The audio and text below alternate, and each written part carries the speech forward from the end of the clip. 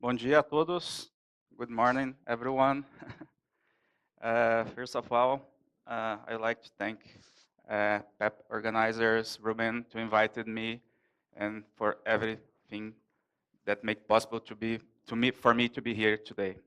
So today I'm going to talk about Ensemble techniques for high performance machine learning. It's this is a topic that I like very much. It's a topic that helping me to be here today, and a topic that Kaggle helping me a lot in my career. So first of all, I would like to talk something about me. So I'm from Curitiba, in Paraná. I'm graduated in electrical engineer, more specifically in telecommunications and electronics. I have a master's in electrical engineer also in 2008, and I have a vast experience uh, as an engineer, first working for Siemens, developing high-end telecommunication circuit boards. Then I worked for Petrobras as an automation engineer for many years. Later in Petrobras, I switched to a data science. And last year, beginning of last year, I joined Airbnb. It was a great experience for me in San Francisco. I learned a lot, and part of what I'm going to share here today is the Airbnb and my previous Kaggle experience.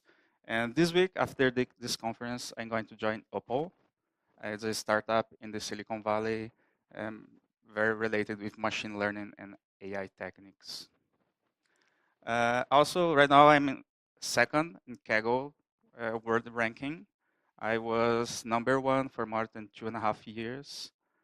Um, some of my hobbies includes machine learning. I do for hobby also, of course. Electronics, video games, and movies. So last month, I had a talk in Poland, and I shown that figure there about stacking models, and people every time people see that figure, people start to think, what is it? How can it be possible? This is too much complex for me. I will never learn it. And people do that kind of face here when see some stacking ensemble or some complex modeling. But what I'm trying to talk here today, that's not so complex. It's something that is reasonable, understandable, and everybody can make use of stacking to improve model performance. So the basic, what is ensemble of models? Or why, or what's the definition? Well, ensemble combines the strength of each classifier to make a super learning. This is, I think this is the best definition of ensemble for me.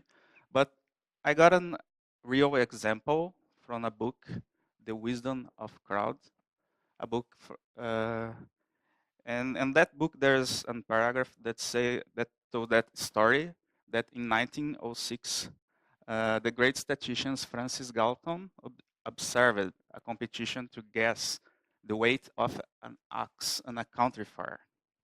So 800 people joined that competition, and he discovered that the average guess of all competitors was extremely close to the actual weight of the ox. So nobody hit exactly the weight of the ox, but when that statistician took the average of all competitors' guess, he found that it's very, very close to the actual weight of the animal. So this is one of the proofs that ensemble works. And there are many ways to ensemble. There are many algorithms. Uh, this is I listing some of the algorithms available. I could talk one entire day about every one of these algorithms, but there's one specifically one that I won't talk today, and this one is stacking. Stacking is a very powerful algorithm to improve the precision, the performance of the model. And it's very well proven in Kaggle competitions that it can improve a lot. Because I start to use stacking after my second competition in Kaggle. And since I started using stacking, I got many top solutions in more than 50 competitions. So by definition, stack generalization, by the author of the paper from 1992, stack generalization is a generic term referring to any scheme for feeding information from one set of generalizers to another before forming the final guess. Uh, this is the idea. Idea is to build models to guess, to predict the target, and use that guesses, that predictions, as an input to another model. That is the main idea of stacking. From Wikipedia, we can see something very similar, ensemble methods that use multiple learning algorithms to obtain better predictive performance than could be obtained from any of the constituent learning algorithms alone. Yeah. So it's a combination of algorithms or combination of predictions. Uh, the basic idea is very simple. Sometimes it looks complex, but the idea is do some data set. We can have many versions of the data set. I'm going to train many level 1 models here. That models can be any kind of model. And then for each model, I'm going to stack side by side the predictions of the models and train a second level model using that predictions to get the final prediction. This is the main idea. It looks very reasonable, at least very simple to me. There's not so complex theory here, but of course we can make it complex. But usually, from my experience, simple stacking architectures can perform very well, very well. So what defines stacking winning performance? Yeah, this is a very good question. People always ask to me, why stacking works, or why stacking performs so well in competitions. And I could talk one entire day about stacking and why it, but I try to find a single word that defines very well why stacking works so well. And I think that word, and I try to put here in the presentation. And the first time I talked about that word that defines stacking was a month ago. And actually, most of the people here probably knows what I'm talking about. But some people get surprised when I say what the word is. The word is diversity. What makes stacking very good and very well performing is difference between models, is diversity, difference between solutions. If you get a lot of similar solutions and try to combine the predictions, the final result will be very similar to the predictions because they are very similar. So when you have diversity, one model is specialized in predict some kind of behavior, and another model specialized in predict another kind of behavior. When you combine both, the, the algorithm that combine both picks only the best predictions of each case, of each model, and discard the wrong ones or the worst ones, right? So that's why we try to explore when try to improve the performance of the models. So how diversity? There, I listed 5 topics that we can work to try to improve diversity and improve the performance at the same time. The first one is dataset, feature engineering. Basically, it can be data cleaning, feature preparation, a lot of feature engineering, um, formatting the feature for different training algorithms. So data preparation is part to increase the diversity. Training algorithm is the second way to improve the diversity. You can have one data set and you can train many models using exactly the same data set. You can train a linear model, a nonlinear decision tree, a neural network. So the learning algorithm is part of getting diversity. Approach. I, I use it here, team members, the term team members, because people tends to think different.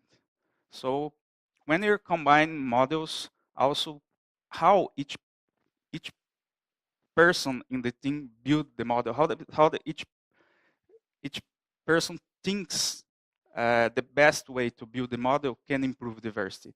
I can build a completely solution, a very good solution, thinking in my way, and anyone on that room can build another solution using your own way, another way to build the solution. It's very likely if I calculate the correlation between my solution and everyone in this room solution, the correlation will be low. It means correlation low, it means high diversity.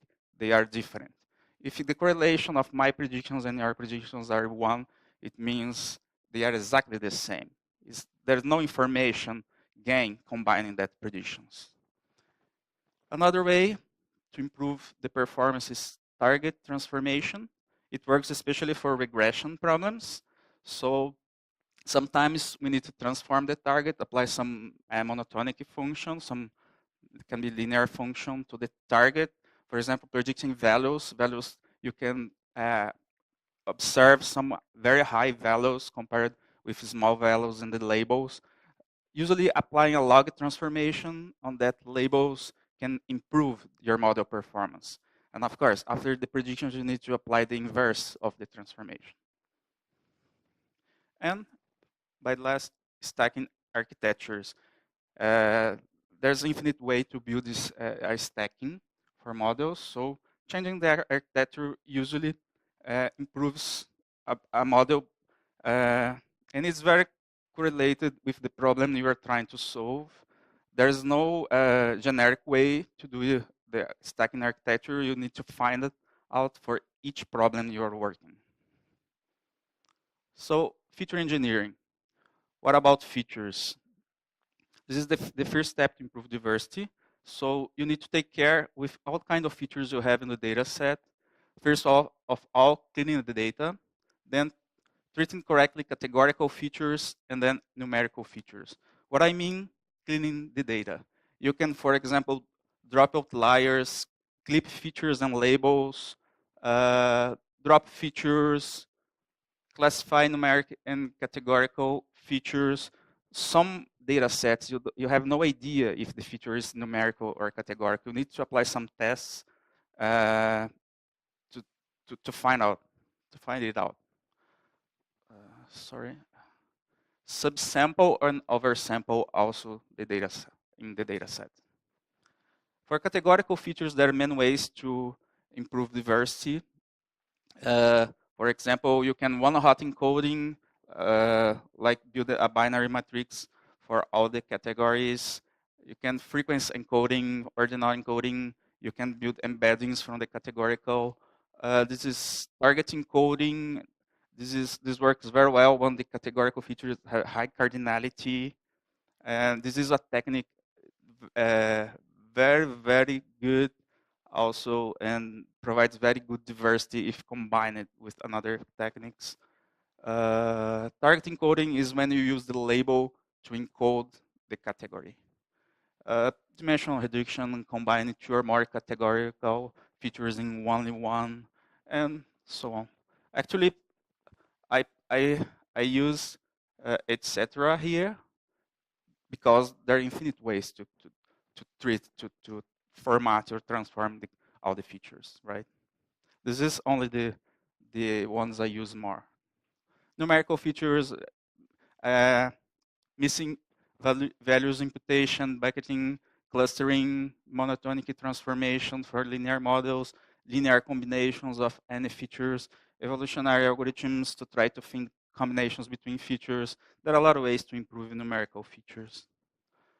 Text and images. For text, the basic steps to add diversity, it can be a combination of any one of these techniques here, like cleaning text, steaming, limbing, removing stop words, normalizing, translating, TF, IDF, transformation, bag of words, embeddings. It can be trained or pre-trained embeddings, and so on. There are infinite ways to treat also this kind of features.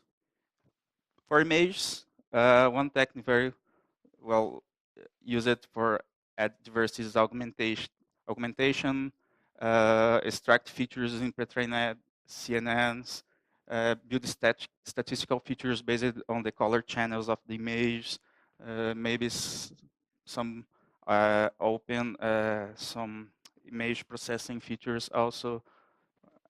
It's infinite possibilities. Okay, the second way to improve diversity is training algorithms. As I told, you can use infinite training algorithms in our stacking. The most ones used are gradient boosting decision trees, neural networks, even deep learning, support vector machines, decision tree algorithms, any kind of decision trees, factorization machines, linear regressions, logistic regressions, naive Bayes, nearest neighbor, regularized grid forest, Wolper Wabbit. So you can think an infinite number of algorithms to train using your data set. Each one of these algorithms listed here, you work different. You predict, you build a different prediction of your using exactly the same data set. And what we are talking here is about improving the performance. And the best way is to combine different predictions from different models. So if each one of these models builds different predictions, the best way to improve the overall performance is combine all these predictions. Approach, tune up, as I told before, every person thinks differently. So combine different solutions, add diversity, and improve the results. Target transformation, I told also it's to apply a monotonic function on the target, especially used for regression. For example here, if you apply a logarithmic function on your labels, on your target variable, after the predictions, you need to apply the inverse of that transformation, of course. And this, I listed only two formulas here, but you can think any formula you think is better to approach your problem.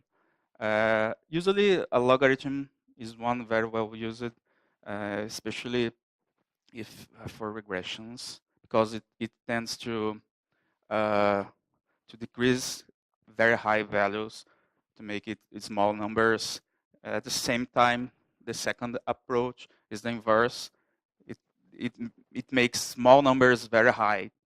When combined, the exactly the same model, but train it using that two different target encodings here. When you blend the solution and stack the solution, you get some improvement because any one of these models are exploring a different part of your labels.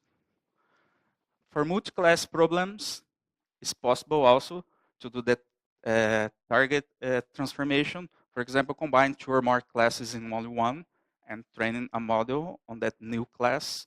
So for stacking, doesn't matter what's going to be the input. The input of the second level learn can be anything. Can be the original features of your data set, can be the predictions of the models trained on the first level.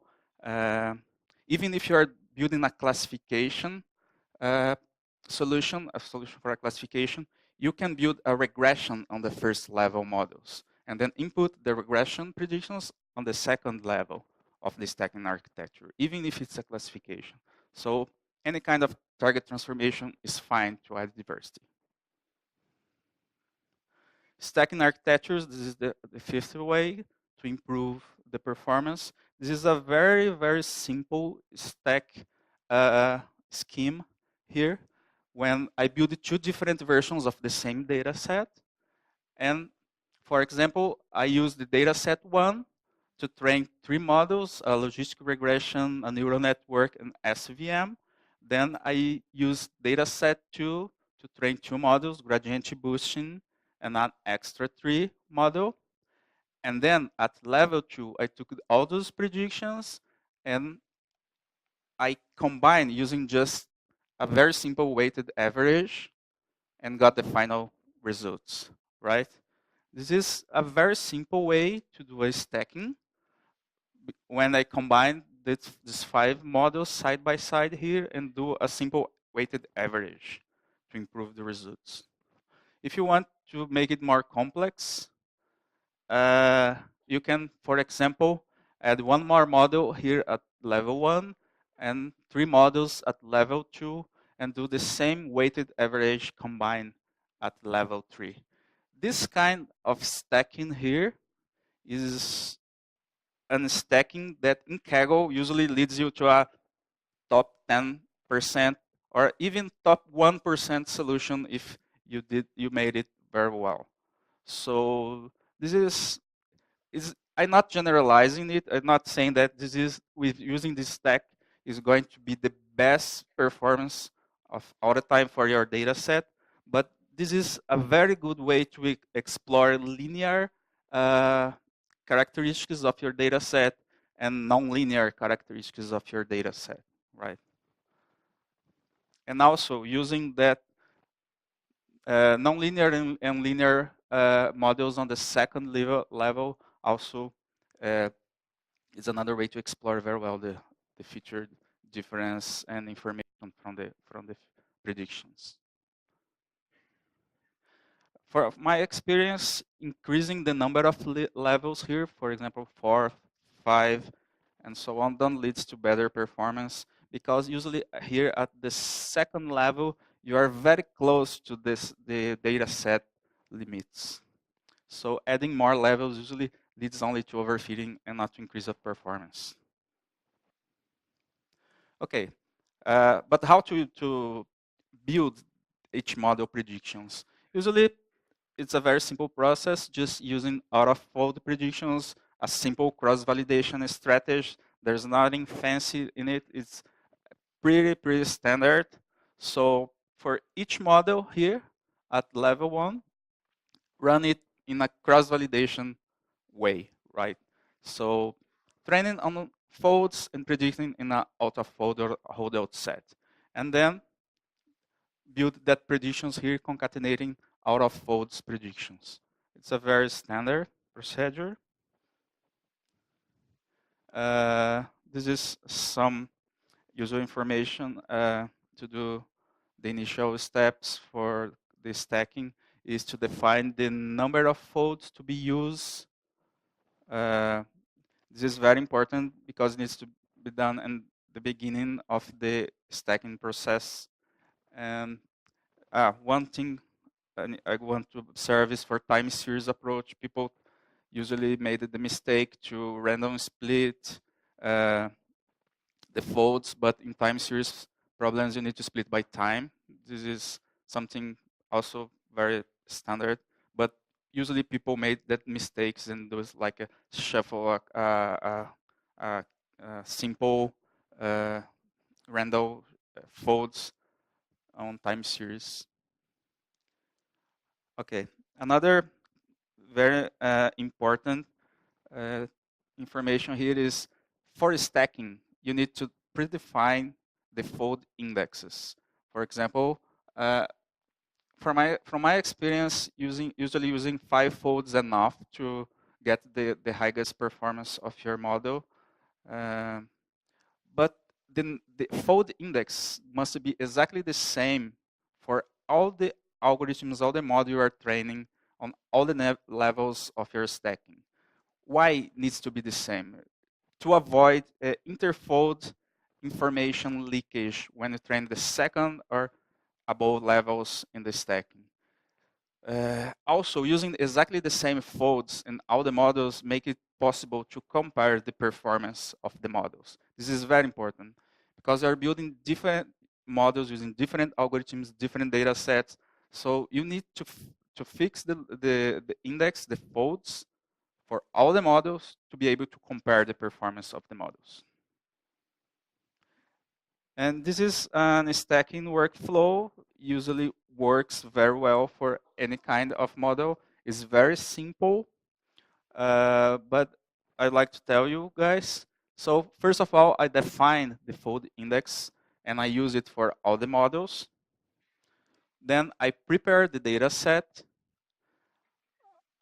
fit a model using any folds defined, compute out of fold performance, and do the stacking. If the performance is better than previous, keep the new model and try to find a new one. If the performance of the new stacking is not good enough, just drop the new model and back to that step here. So prepare a new data set, fit a new model on the stacking, compute output performance, test the final performance, and compare with the previous one, right? If the performance improves, keep the new model and continue that looping process, like adding new models to the stacking, only if it improves the overall performance. Okay, so to improving stacking performance, there's some tips and tricks. One is feature engineering. Never give up. Usually, most part of the information you can extract from the data set is using feature engineering, combining features, trying to find some relations between the features. There's infinite way to do feature engineering, and there are some solutions, some commercial solutions that tries to find some feature combinations or feature engineering to automatically, but actually, in my opinion, feature engineering is similar to an art. Uh, it's it is very it depends on how you look to the problem. It is a step of the process that needs intelligence to be done, right? It's not a brute force attack. So doing the right feature engineering is like an art. So another way is to fine-tune level 1 models. So to improve the final performance of the stacking, the level 1 models must be very well tuned. Bagging, averaging multiple runs, subsampling the data set at every run is another way to improve the performance of the overall performance, especially if the algorithms that you're going to run are stochastic and depends of some initial condition. I've seen this kind of technique improves a little the performance of the final stacking.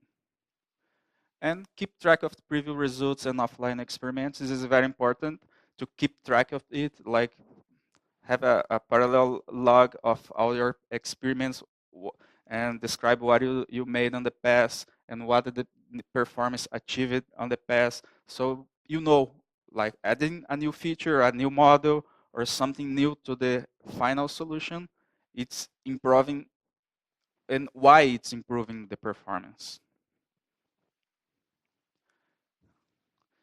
Okay, number 6 here. Keep track of how much time your models takes to run. It can be a strategic decision to train our models, and this is very important. I had some real case when, for example, it took 2 days to train a model, but I don't have 2 days to deploy a model. So what to do in that case? Uh, Especially if you don't have time to train a model. So it's very important to keep track of the runtime of the models and use it for compute new models on the stacking, for example, if you know that your model take 1 day to run using 1,000 trees, maybe you can find a good balance between performance and runtime, and you can decrease by 10 times the runtime of the model, just decreasing the number of trees in your algorithm, right? And also it depends on how much computing power you have available. If you have like a huge clusters, maybe runtime is not a problem, or prediction runtime is not a problem. Number 7, don't tune too much level 2 and above models. At level 2, you have very, very good, very strong predictions at level 1. So if you try to tune too much the level 2, it leads to overfitting. Keep track of the stacking final performance. So if you know what your stack performance is, you know if adding a new model would improve the performance or not. Good practice and Kaggle tips. This is more related to competitions, but defining the indexes of the cross-validation and share with all the team members in a text format. Usually it's a good practice because different team members can be using different language to compute the solution, right? So if you save the cross-validation indexes in a specific format for Python, for example, people in R cannot load the index. And if you start to train models with different indexes and then start to stacking and blend everything, it can lead to overfitting. The same for the predictions. Try to save it right in a text format to make it inter-language possible. Some definitions how to save the model, and like member name, model name, version, if it's a train set or test set. This is very good practice for competitions. Another way, another very important information from competitions, if you have a stacking and your cross-validation score improves your actual score by 1%, you should expect the same amount of improvement on the public leaderboard. So if you have an offline evaluation improving 1%, the online must improve around 1% also. If it doesn't holds true, it's because something went wrong in your model. Always calculate the correlation between all stacked models for train plus the text set. If models are very correlated, like 0.99 and higher, you should consider dropping one or averaging both models. If you have any stacking of, for example, 10 models, and 2 of these models are 99% correlated, maybe you should drop one of those models because they are very correlated. There's no much information gain from adding these 2 models in your data set. Maybe just average the predictions or drop one is a good idea. Why? Because local correlation means high diversity, and diversity is the key to improve performance. Check for anomaly in both train and test set. This is not only for Kaggle, but in a real-world problem. I call it anomaly matrix when I calculate the correlation between all the predictions on the test set, and I subtract from the same correlation matrix of the test set. So we must expect the correlation between models are exactly the same in the train and the test. If everything is okay, the anomaly matrix should return something close to 0. If it's not close to 0, it's because something went wrong in your model, and maybe your test set predictions are not good. It's something like a health check, also sanity check, yeah. But it's very useful in the real-world applications also. Another way to sanity check the solutions, the predictions, is to calculate some statistics and compare with the previous results. Also, this is a very good trick. Don't spend much time trying to build the best single top 10 model.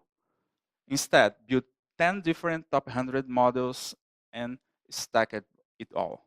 So it's possible to build a single model with the perfect feature engineering, perfect training algorithms that leads to a very high performance. But you take all your life trying to get that model.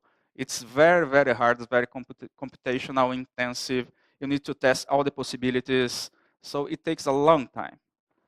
Better than that is to train 10 different models using 10 different feature transformations, using 10 different training algorithms, and stack all predictions. You get it a high performance model in much less time. Okay, this is a use case, a Kaggle competition from Otto group. Is a product classification. And this image is an original image I draw in Paint. When I won that competition and I posted in the forum what I did, what I made to win that competition. So this is a multi-class, 9-class classification problem.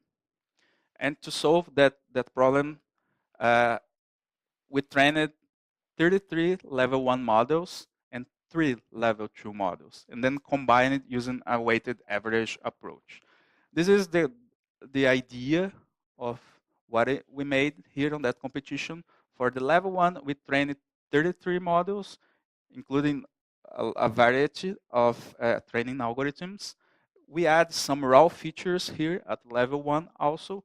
We combine all those features and models here in a new matrix, and we run an XGBoost, a neural network, and add a boost with extra trees here at level 2 to get new predictions, and just combine it using a mix of geometric and weighted average, geometric and arithmetic weighted averages, right? So our local 5-fold cross-validation score, it's a logarithm loss, is around 0.396, and the leaderboard, the final score on that competition was a little different, but it was 38 too. But we observed that improvements on our local validation reflects the same improvement in the leaderboard score validation. So this is very important. Well, so the advantages of stacking, there are some very easy to observe advantages. Uh, Doing stacking, you can compute the performance of different models, of all individual models in your stacking. You know exactly the performance of each one, and you know what model performs better with your data set. It makes possible to build and add new models interactively, or it means incremental teamwork. You can start to building models, saving to disk, and every new day you build a new model, and your team member also build new models. You can add it interactively in an incremental way to the stacking, and every day comparing the new performance. This is very good. You can work step by step. Also doing stacking, you can compute the overall performance of the stacking, the final performance. So you know approximately what your stacking is going to perform with your metric you choose. You can achieve very high performance using the technique. This is the basic idea. It's very great for Kaggle. Why is great for Kaggle? Because Kaggle have fixed data sets, right? The competitions, you fix the data set, the data set's not going to change, so you can apply any kind of algorithms to improve the performance, and you have 2 months to do that. So that's great for Kaggle, but maybe it's not great for companies. Why not? Because data changes every day. From my experience from Airbnb, we have data sets, huge data sets, and every day arrives like another huge data set. So the data is always, it's the dynamics, right? It's always increasing. So how you can run a stacking every day, and how can you maintain like a lot of models in your pipeline, in production every day? So for companies, it's a bit complicated. Doing stacking is not impossible; it's possible, but it depends of the goals, the targets of the company. If the performance is one goal, it's okay to do stacking. But maybe sometimes companies just want a usual model working. Doesn't matter much the performance, and usually a gradient boosting is enough to get that performance. Maybe deep learning. So every case is different. And the disadvantage, as I told, hard to maintain multiple models, computational intensive for both train and predict also. Stacking takes a lot of time to predict also. It's not only for train, because you can have a lot of models in the pipeline. It's very hard to explain the features. You take a long time to get the final like 0.1% improvement in performance. It's very easy to achieve 99% of the performance of the data set, but to improve the last mile, the last 0.1%, it can take 10 times more than the time you take to get the 99%. Data change daily, the full pipeline must be computed at the same pace. Very, very easy to overfit. If you build one model, if you made some mistakes in one model, or maybe you train using different set of folds, you can lead to a training set overfit, and it can destroy your stacking. That's it. I'm open to questions. I know it's a lot of information for 25 minutes, but we can talk later. All right, let's first thank Gilberto for this great talk. Thank you. Let's take one question now, and then coffee break, and you can ask more questions during the coffee break. Anyone wants to? Yeah, sorry, I didn't see you. So hi, Gilberto. I'm really glad of hearing from you about stacking. So the output of stacking are probabilities, and considering to using a binary classification problems, what technique you believe it's the best to use to define the threshold, the boundary? And if there's none, how do you do it? Okay, for binary classification, you have a lot of classifiers in the stacking, but to find the final threshold, you need to compute all the predictions out of fold, even for final predictions, and you can use a simple optimization algorithm to find the threshold. If you want a hard decision, a hard prediction, right? You don't want the soft ones. You can use optimization algorithm directly on the predictions. It's pretty